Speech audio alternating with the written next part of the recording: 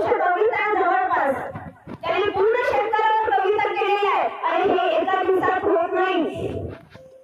हे त्यांचे स्वप्न होते की प्रत्येक शेतकरी माझ्यासारखा आधुनिक बनला पाहिजे, तो साधा शेतकरी राहिला नाही पाहिजे, प्रत्येक एक आधुनिक शेतकरी बनला पाहिजे, हे त्यांचे स्वप्न होते।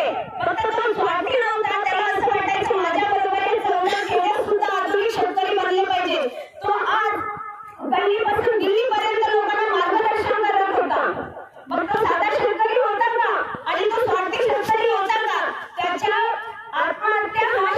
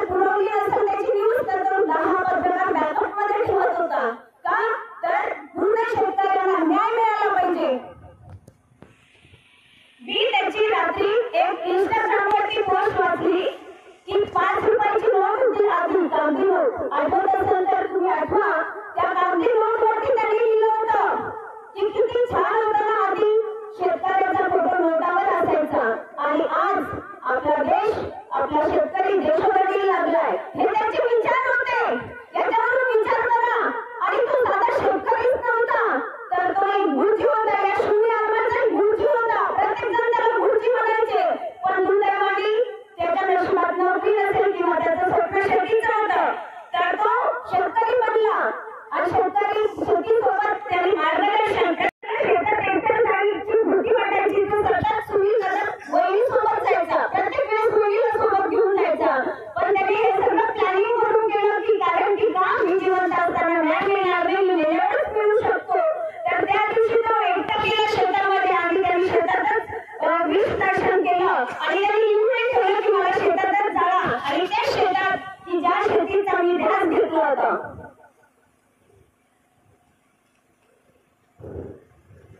मग काय कामाचं आपलं कृषीप्रधान देश. आज अकोल्यापासून लोक आले, पण पाटबंधारे खात्याचे लोक किती उपस्थित आहे ते सांगा ना. किती लोक उपस्थित आहे पाटबंधारे खात्याचे? किती न्याय मिळवून दिला त्यांनी? का पाटबंधारे खात्यामध्ये आपल्या तळागाळाची लोक नाहीये, तिथे नोकरी करत नाहीये?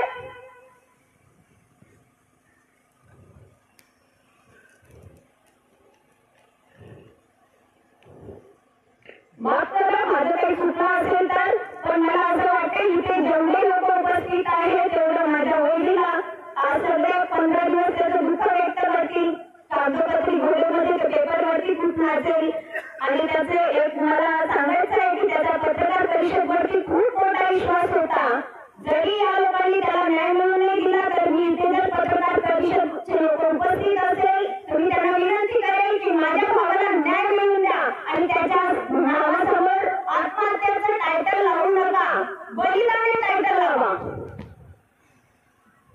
आणि कोणी चुकून आत्महत्या नाव करू नका.